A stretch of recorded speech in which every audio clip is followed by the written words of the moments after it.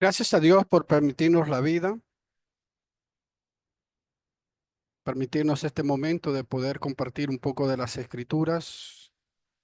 Gracias a nuestro hermano Manuel que hace posible esta plataforma y a cada uno de los hermanos que se conectan para poder aprender un poco de la palabra de Dios.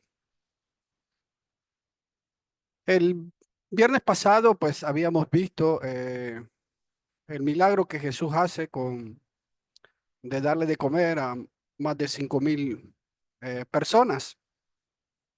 Ahora llegamos a la confesión de Pedro en cuanto a Jesús, que es el Cristo. Pedro confiesa a Jesucristo. En Lucas capítulo 9, versículo 18 al 20, encontramos este relato. Con estos versículos llegamos al punto central del Evangelio. Debemos tener cuidado de no leerlos deprisa y superficialmente, sin darnos cuenta de la enorme importancia que tiene en relación con el desarrollo del ministerio de Jesús. Porque de esa confesión dependía lo que los discípulos creían de nuestro Señor Jesucristo. Y también depende de nosotros, lo que nosotros creamos de Jesús. Con esta finalidad, el Señor se retiró al distrito de Cesarea de Filipo y allí preguntó a sus discípulos acerca de la opinión que la gente tenía de él y también la de ellos mismos. De su respuesta se desprende que el pueblo en general tenía un buen concepto de Jesús, pero sin llegar a entender realmente quién era Jesús, quién era realmente Él. Por el contrario, los discípulos, después de un tiempo de endurecimiento, habían llegado a comprender que Jesús era el Cristo, tal como lo manifestó Pedro en representación del grupo. En ese momento, pues, Pedro hace la confesión que vamos a ver en este relato. El relato empieza que Jesús, quien era un hombre entregado a la oración, está orando a solos. No es extraño ver a Jesús orando siempre. En Lucas capítulo 9, versículo 18 dice, entonces Jesús orando a solas, estando con él los discípulos, y les preguntó, ¿quién dice las multitudes que soy yo? Vemos a Jesús que él está orando a solas. Siempre Jesús se retiraba a orar porque era un hombre de oración. Cualquier circunstancia, en cualquier momento, Jesús está orando. Un gran ejemplo para cada uno de nosotros, para que nosotros imitemos este ejemplo de Jesús siempre en comunión, en comunicación con su Padre Celestial. Él siempre está orando. Pero él hace una pregunta. Sus discípulos están con él, ya la multitud había sido despedida. Jesús está con sus discípulos y les pregunta, ¿quién dicen las multitudes que soy yo? ¿Qué han oído ustedes de la gente que opina de mí?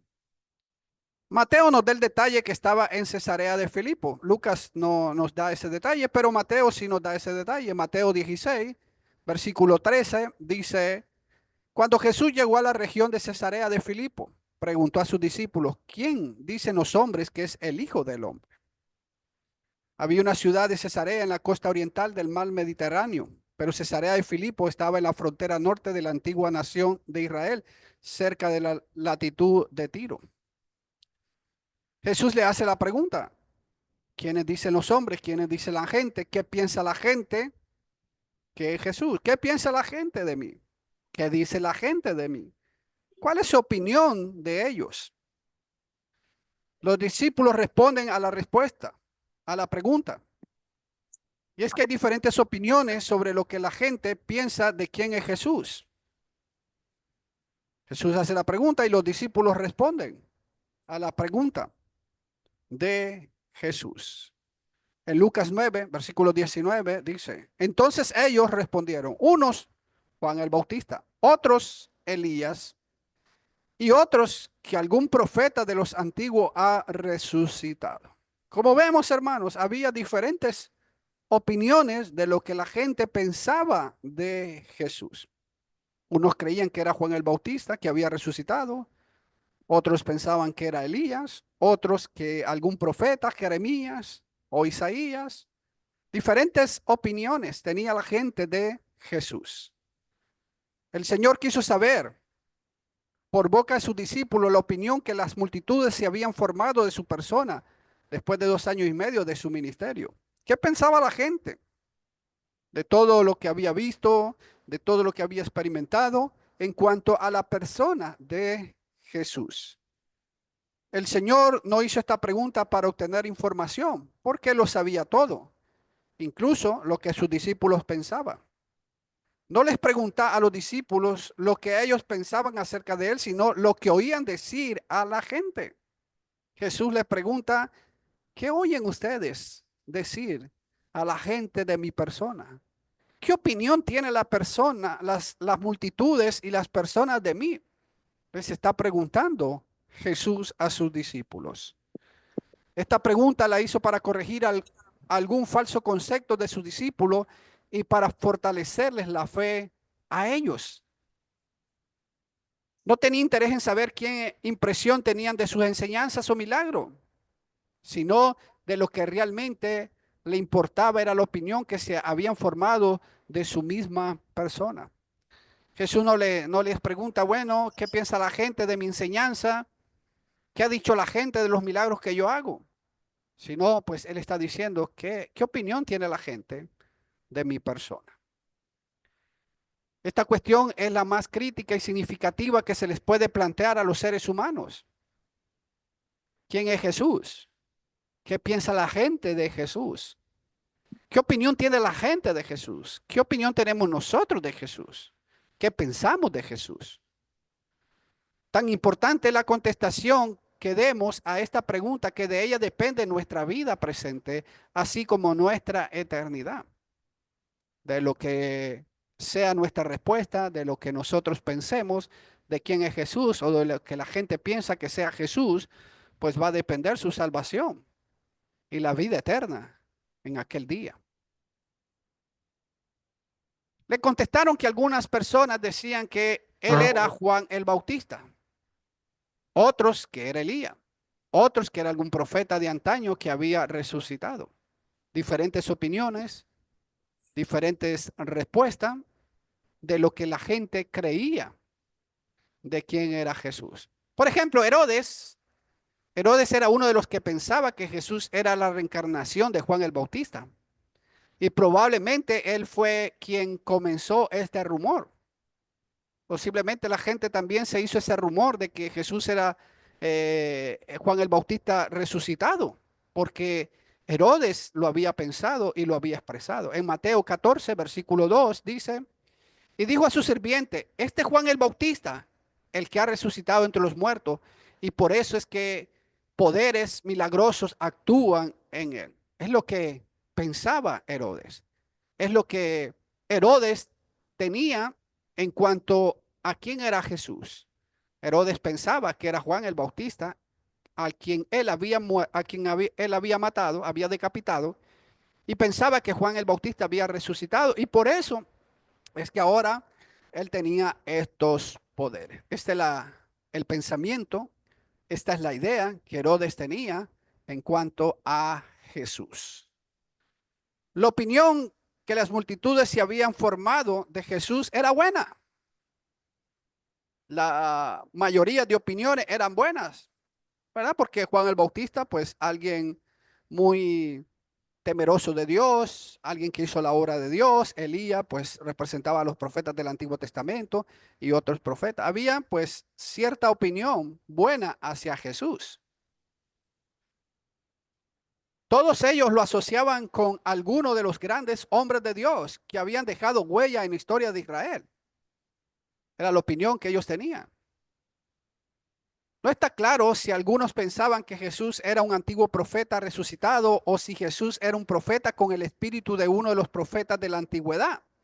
No sabemos cuál era en sí el pensamiento de ellos, si es que ellos estaban pensando de que, bueno, algunos tal vez podían decir, Jesús es un antiguo profeta que resucitó, o si Jesús era un profeta con el espíritu de los profetas de la antigüedad, como se asociaba, por ejemplo, a Juan el Bautista con Elías. Recordemos que a Juan el Bautista se le asociaba con Elías. El mismo Jesús dijo que él que era él en el espíritu de Elías, porque tenía las mismas cualidades que tenía Elías, aunque no era Elías, pero sus cualidades, su firme convicción, su firme determinación, lo asociaban con Elías. No sabemos si las personas pensaban que Jesús era un profeta con el espíritu de algunos de estos profetas del Antiguo Testamento. Pero aunque estas opiniones manifiestan mucho respeto por la persona de Jesús, eran incompletas y no lo identificaban correctamente con lo que él era. ¿Eran buenas las opiniones? Sí, pero se quedaban cortos, se quedaban lejos en lo que realmente era Jesús. Según el criterio de la gente, él era uno más de los que anunciaba la venida del Mesías, como lo hicieron los profetas o Elías o más recientemente Juan el Bautista. Ellos pensaban, ellos creían que, bueno, es un profeta que viene anunciando la venida del Mesías, como cualquiera de los profetas que anunciaron, y el último como fue Juan el Bautista. Esa era la opinión que las personas tenían de Jesús en ese momento. Pero no habían llegado a comprender el hecho primordial del que él mismo era el Mesías esperado. Y ahí estaba el punto. Ellos decían, bueno, es un profeta, lo comparaban con alguno de ellos, pero no habían todavía llegado a la conclusión de que él era el Mesías esperado. No era un profeta. Pero deberían haber notado la diferencia que había entre su obra y la de todos aquellos hombres con quienes lo estaban comparando. Ellos hubieran investigado más, hubieran comprendido más, si hubieran sido más diligentes en ver lo que Jesús hizo con lo que ellos, los otros profetas, habían hecho. Y hubieran visto que pues había una diferencia abismal entre ellos. Cuando colocamos a Jesús al lado de alguno de ellos, encontramos diferencias abismales que ellos mismos deberían haber considerado y hubieran entendido que Jesús no era un simple profeta, que era alguien más que un profeta. Esto es más triste de lo que parece, porque después de meses de ministerio entre ellos, haciendo grandes obras de poder, enseñándoles de una forma nunca antes conocida por ninguno de ellos, de aquellos profetas, sin embargo, no lograban ver el más que un buen hombre de Dios. Tanto eh, tiempo del ministerio de Jesús, de las obras que él había hecho, de cómo él siempre estaba diciendo, esto es para que se cumpla lo que el profeta Isaías o lo que los profetas decían o lo que los salmos decían, era para que ya ellos en ese momento hubieran entendido y hubieran comprendido y hubieran estado claro de que Jesús era el Mesías, de que Jesús era el Hijo de Dios, de que Jesús era el que ellos estaban esperando. Pero todavía no habían llegado hasta ese punto porque no habían sido diligentes en abrir su mente, su corazón. ¿Por qué? Bueno, porque no era lo que ellos estaban esperando. Es raro y triste que nadie pensara que Jesús era el Mesías. Es triste que la gente no pensara que Jesús era el Mesías, el Hijo de Dios, el que ellos estaban esperando. La razón principal por la que no lo consideraban el Mesías es que no se conformaba a sus ideas preconcebidas de un Mesías con mucha pompa, digna, lujo y poderes políticos como el rey que esperaba. Ellos esperaban a un Mesías libertador como David, como Moisés, un rey en un trono con sus soldados, viniendo a rescatarlos de los romanos, liberándolos de los romanos. Pero Jesús viene haciendo todo lo contrario a lo que ellos ya se habían hecho, las ideas que ellos tenían. Y por eso no encajaba en su mente no encajaba en su corazón de que él fuera el Mesías. Simplemente pensaban que era otro profeta más, pero no el Mesías. Desgraciadamente, las multitudes se habían atacado en su comprensión de Cristo hacía tiempo y no lograban ir adelante en cuanto a lo que ellos pensaban y en cuanto a lo que ellos creían de Jesús.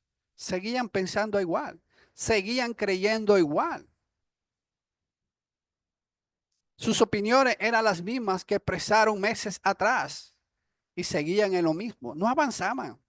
¿Por qué? Porque no era lo que ellos esperaban del Mesías. La idea errónea que ellos se habían hecho en cuanto al Mesías. Y los tiempos no han cambiado.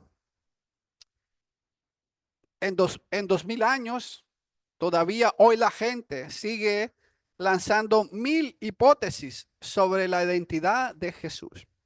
El tiempo ha pasado, más de 2000 años que Jesús murió, resucitó, fue sepultado, resucitó, fue al cielo, la iglesia fue establecida y la gente sigue teniendo diferentes opiniones en cuanto a Jesús.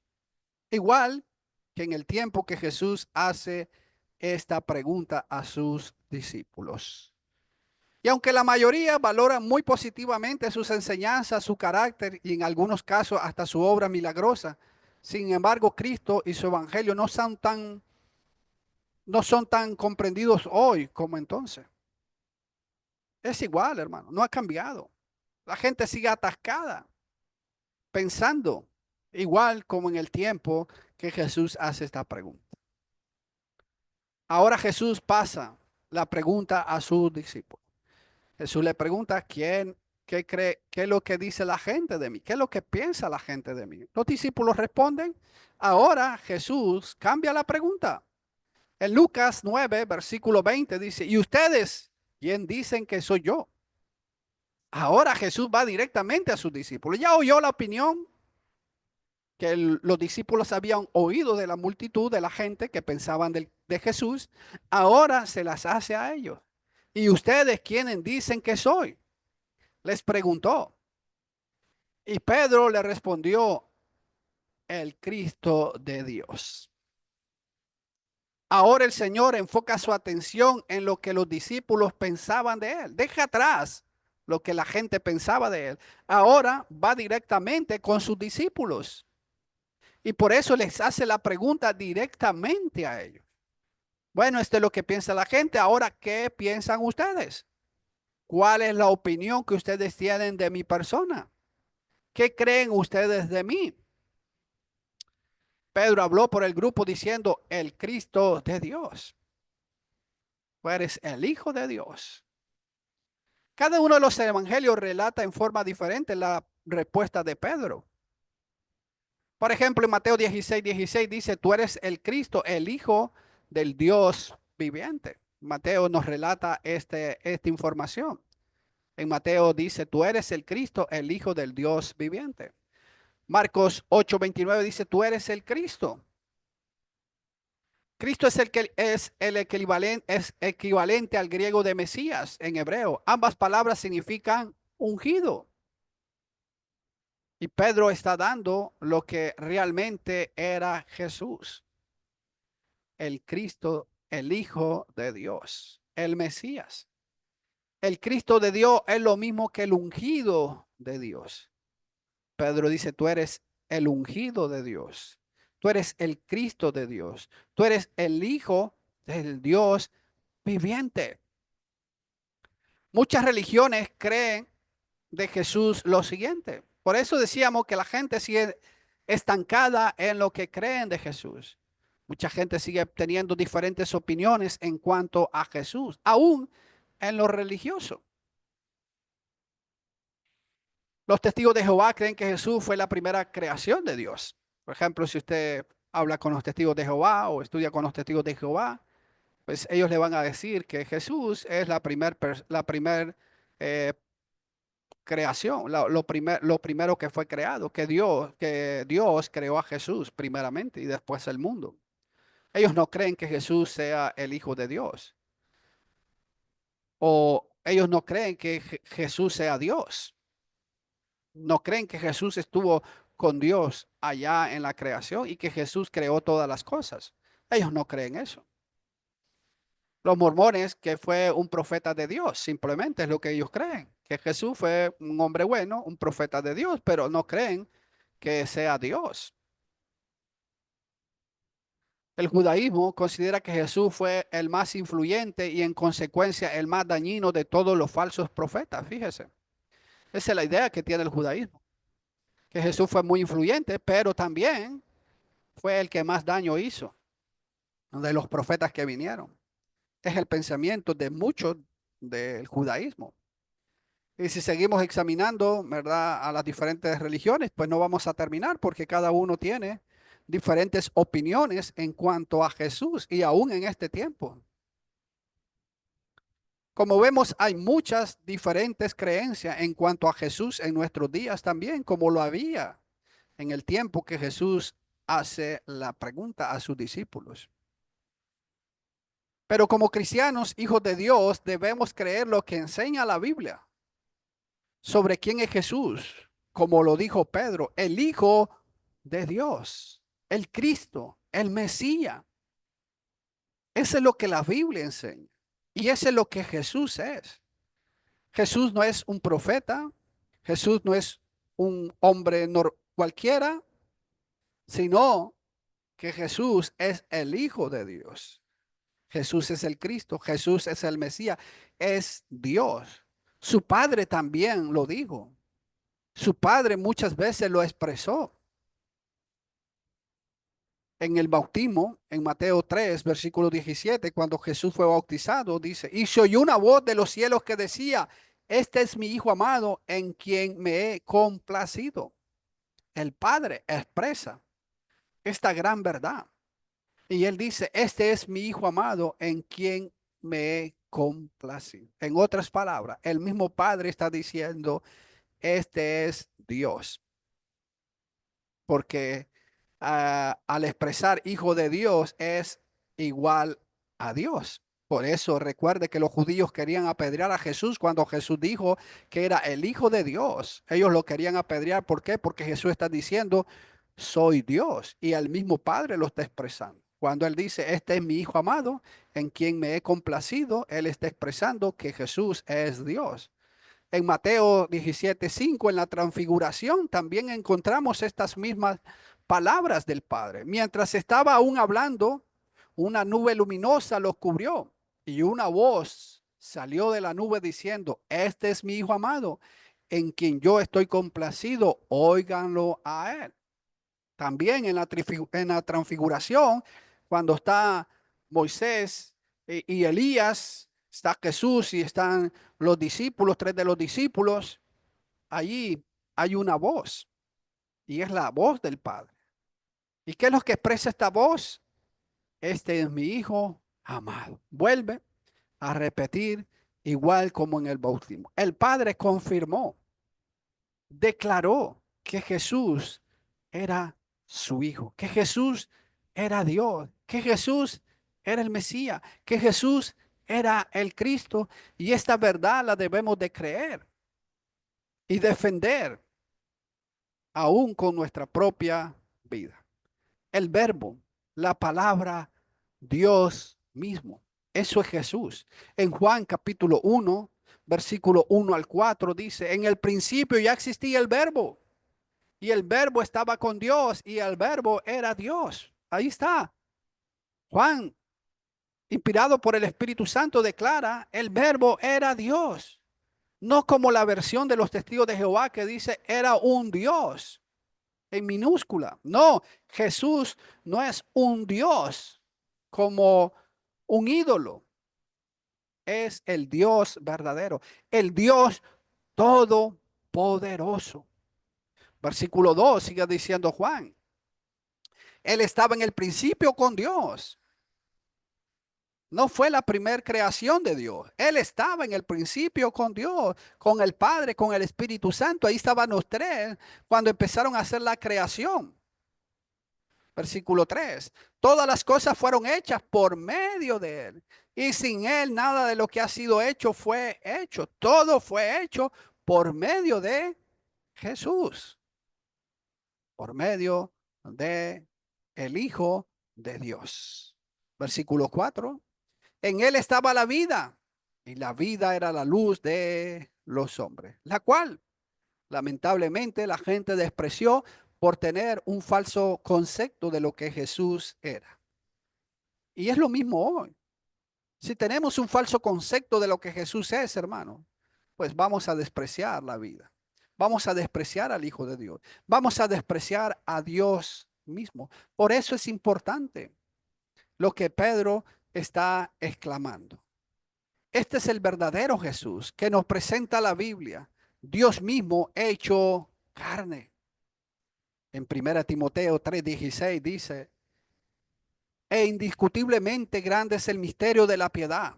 Él fue manifestado en la carne, vindicado en el espíritu, contemplado por los ángeles, proclamado entre las naciones, creído en el mundo, recibido arriba en gloria.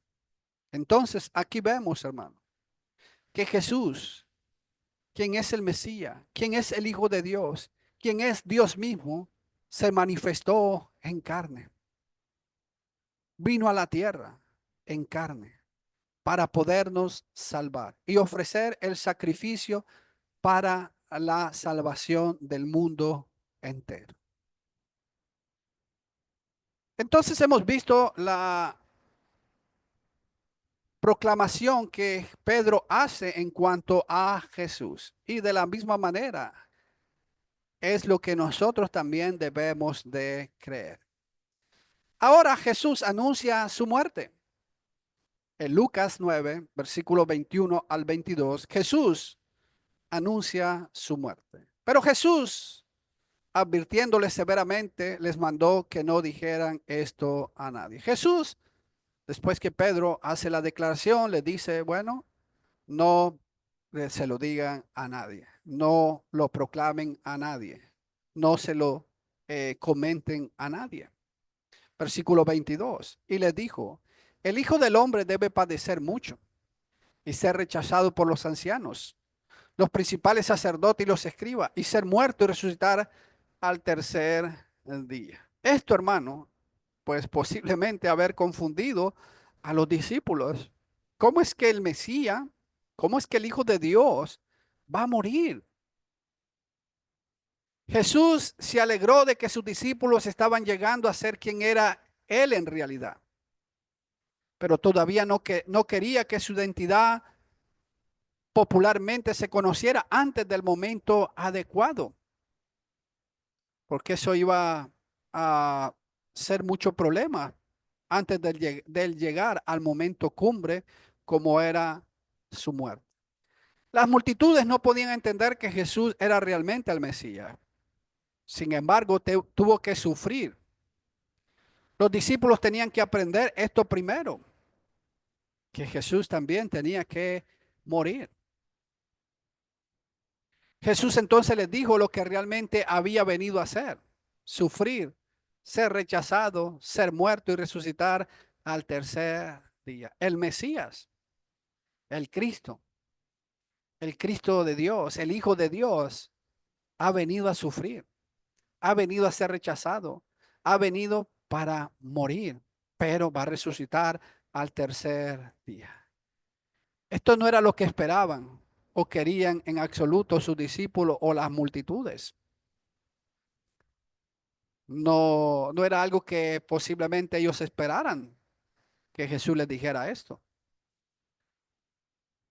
Padezca muchas cosas. Una palabra importante aquí es impredecible. Esto no era más que un plan o una idea o una predicción, sino que fue el cumplimiento de lo que estaba previsto antes que el mundo comenzó para nuestra salvación. Esto no fue una idea que se le ocurrió a Jesús en ese momento. No, esto no fue una idea que de repente Jesús dijo, yo tengo que morir, yo tengo que ser sepultado, yo tengo que resucitar. No, esto no fue un plan de momento, esto fue un plan desde antes de la creación del mundo estaba ese plan.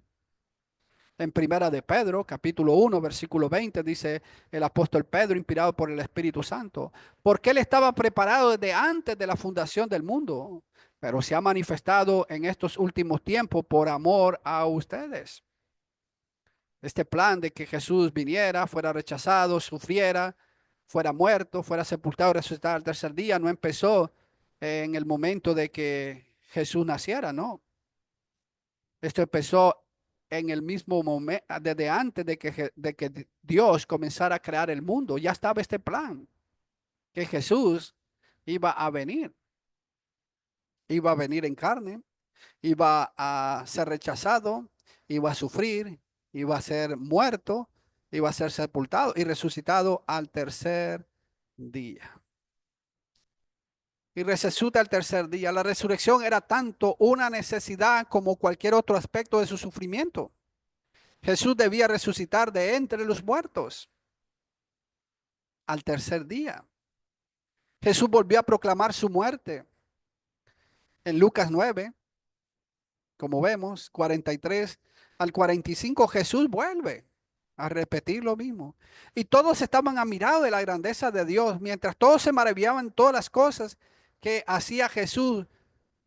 Jesús dijo a sus discípulos, Jesús está haciendo grandes cosas y la gente está maravillada, no se imaginan que Jesús tiene que morir, pero Jesús vuelve a recalcar.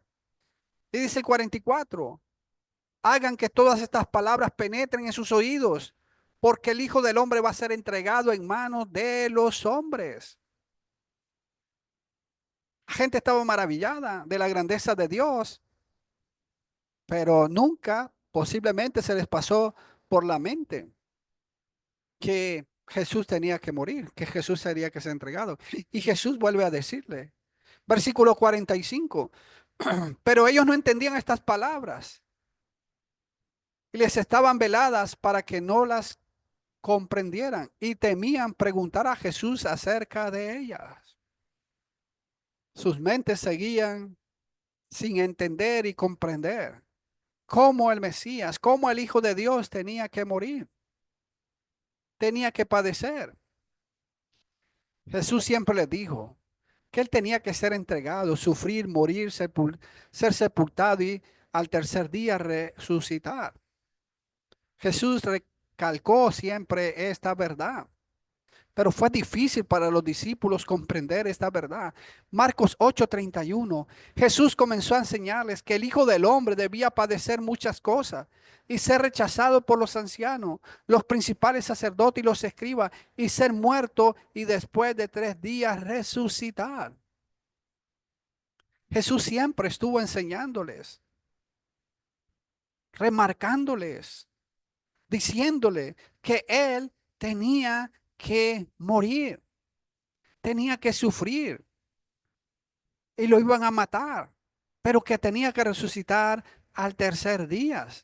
En Mateo 17, 22 al 23 dice, mientras andaban juntos por Galilea, Jesús les dijo, el Hijo del Hombre va a ser entregado en manos de los hombres.